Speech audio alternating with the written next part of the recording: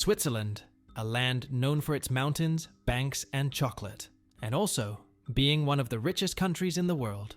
But it really shouldn't be. Switzerland is a landlocked country with no natural resources, no unifying language, and borders that make no geographical sense.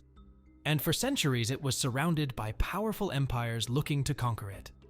This is the story of how Switzerland defied the odds to become one of the richest countries in the world when it really should not exist. It all began 700 years ago in 1291. Three men met peacefully in a meadow to form an alliance. They made a promise to help each other through good times and bad. A bit unusual for the time, there was no bloodshed, beheadings, or attacks. This alliance would become known as the birth of Switzerland. 24 years later in 1315, this Swiss alliance would fight its first major battle together in the Battle of Morgarten. Taking on the well-equipped and trained Austrian army that was invading the Swiss territory of Schwyz, this was really a David and Goliath battle. Many Swiss farmers had never fought before, and the Swiss had no real chance. As the story goes, the Schwyz people were warned by their neighbors of the Austrians' coming invasion and quickly sent their men with the support of 600 other men from the other two factions of the alliance to head to Sattel and try to intercept the enemy. There, along a small path in between two lakes, the Swiss people set a roadblock and prepared to ambush the Austrian army. This battle saw 1,500 Austrians killed in an ambush by the Swiss alliance put together by a militia of herdsmen and farmers. Unfamiliar with the customs between knights, the Swiss Confederates continued attacking the retreating troops, with some even choosing to jump in the lake rather than face the brutality of the Swiss.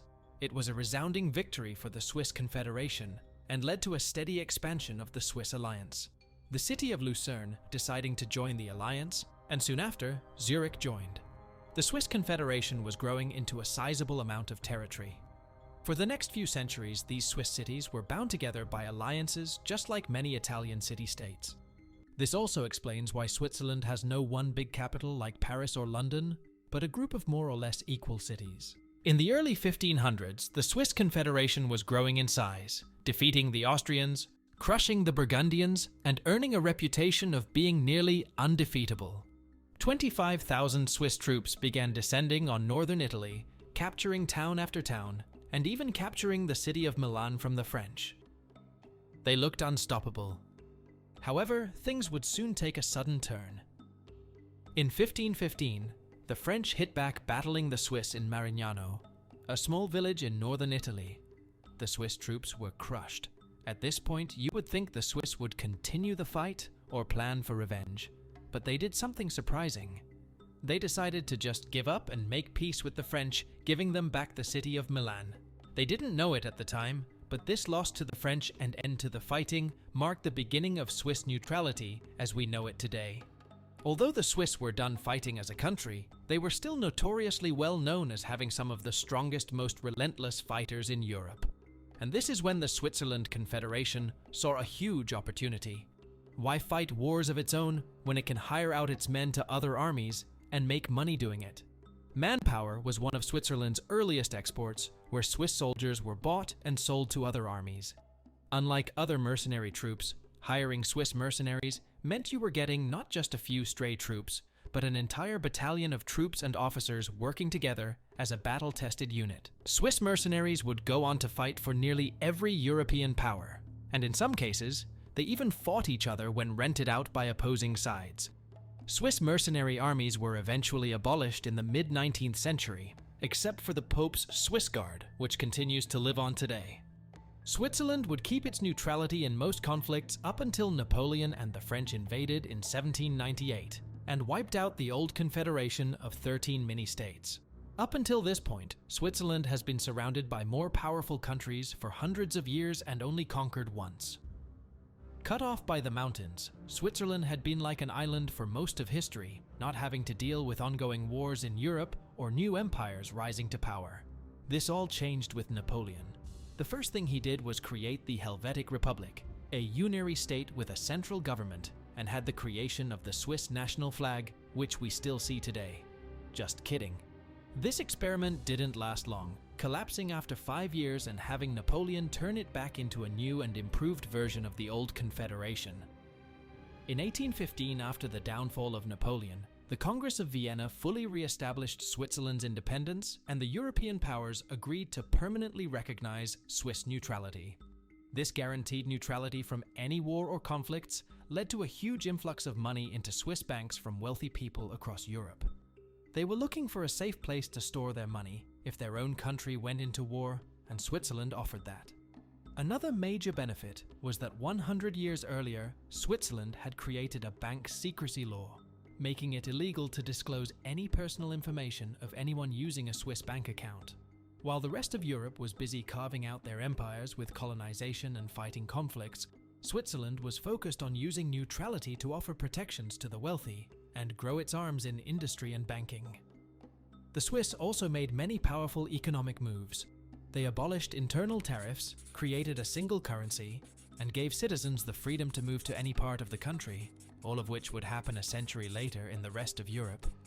Switzerland was ahead of their times. Before the Swiss franc, the money market was a mess in Switzerland. With over 860 different types of coins being in circulation, creating a single currency helped connect the country. At this time, General Dufour realized there was a lack of national cohesion under the Swiss army and the need for a unifying flag. This led to the Swiss flag we know of today, which was designed to be square like past cantonal flags before it. Switzerland is only one of two countries with a square flag, with the other being Vatican City, protected by the Swiss Guard. Coincidence? I think not. After a small civil war, the Switzerland Federation was founded in 1848. Unlike any other country, Switzerland used a system known as direct democracy, where the people would vote directly on policies instead of being voted by elected officials. This system has two effects. The first is that Swiss taxes are much lower compared to other countries because the public get to review and vote on whether a government expenditure gets approved. The second effect is that any large public policy decisions take much longer to get put into law, needing to win the approval of the public through a referendum. For instance, women wouldn't get the right to vote until 1971, much later compared to other countries. This system of direct democracy works in Switzerland's favor, as it has helped ensure the political stability needed to support banking secrecy. Another way Swiss banking makes sense is that the Swiss Alps provide a natural environment for creating hidden underground vaults to store gold, diamonds, and other precious assets for the rich. In the 1910s, with the start of World War I, Swiss bankers traveled to France to advertise Swiss banking secrecy. Switzerland offered numbered bank accounts, where the person's name was replaced with a multi-digit number, known only to the client, and select private banks. As many European powers increased taxes to finance the war effort, Switzerland saw a rapid influx of money from wealthy Europeans aiming to shelter their money. And since Switzerland was split into regions that spoke different languages, the French could bank in Geneva, the Germans in Zurich, and the Italians in Lugano. Moving into World War II, Switzerland stayed neutral, but in many ways, its economy served the Axis powers, storing gold that Germany had stolen, and lending money to both Germany and Italy to support their aggressive military campaign. The Swiss bank UBS even maintained an account for Hitler, estimated at 1.1 billion Reichsmark. At the same time, Swiss banks also maintained accounts for hundreds of German Jewish business people and households looking for a safe storage place from the Axis powers. Because of this, in 1934, Switzerland decided to further boost their enforcement of banking secrecy by making it a federal offense to violate any banking secrecy rules. In 1940, when Germany created plans for an invasion of Switzerland, Swiss banks began transporting Jewish assets to underground military bunkers in the mountains for protection. If faced with a German invasion, which many people thought was inevitable, the Swiss would be able to retreat into the mountains and fight prolonged guerrilla warfare. However, given Switzerland lacked any natural resources and would be extremely difficult to invade with the mountainous terrain, Germany ultimately decided not to, and the invasion never happened.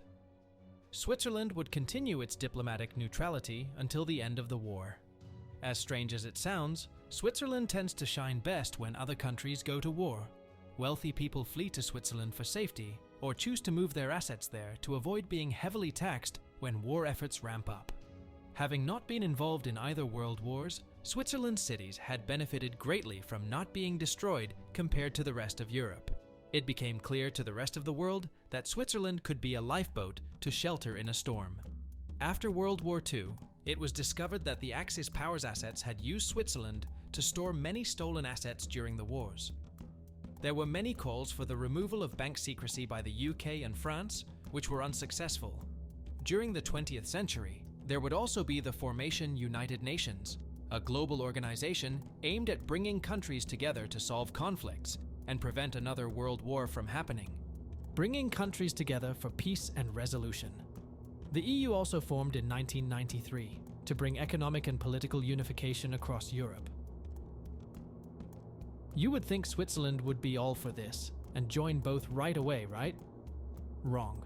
If there's one thing that the Swiss hate, it's being controlled or needing approval from outside parties.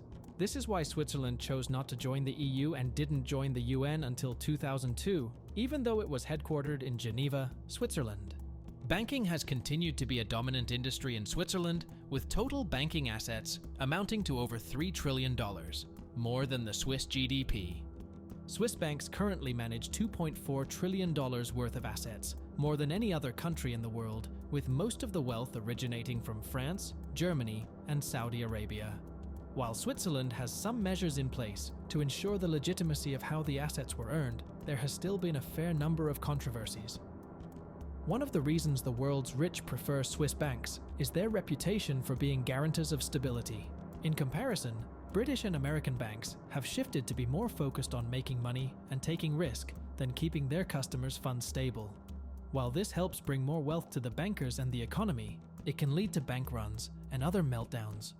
This is why billionaires choose to bank in Switzerland, even when Swiss banks have negative interest rates, where you have to pay interest on your money to keep it stored in a Swiss bank account. There is trust in Swiss banks that cannot be matched by other banks in the US or other parts of the world. Alongside banking, Switzerland has a long tradition in high-quality specialized manufacturing in things like watches, optics, chemicals, and pharmaceuticals. For food, they also are globally recognized for having some of the best cheeses and chocolate in the world. And as for inventiveness, there are many things you probably didn't know were Swiss, including aluminum foil, Velcro, and the electric toothbrush. Switzerland also has an integrated network of trains helping to drive the Swiss economy by transporting tourists to the mountains, commuters into the cities, and cargo across Europe. These Swiss trains live up to a reputation of being clean, comfortable, expensive, and almost always on time. In modern days, Switzerland has one of the highest qualities of living, a low crime rate, low unemployment, and attracts over 4 million tourists each year with its natural beauty. Where many great empires and republics have risen and fallen, Switzerland has survived against all odds. With limited natural resources, Switzerland has used its innovativeness, neutrality, and trust to rise into one of Europe's most wealthy nations. Switzerland can be both a beautiful retreat from the outside world and a lifeboat to shelter in a storm. Every year, a national survey asks Swiss people what they associate with their country. And every year the same two responses come up the most: peace and neutrality. Both of these reasons help explain how Switzerland grew into a banking powerhouse and one of the richest countries in the world. Thanks for watching. If you enjoyed this video, be sure to like the video and subscribe to our channel for more videos just like this.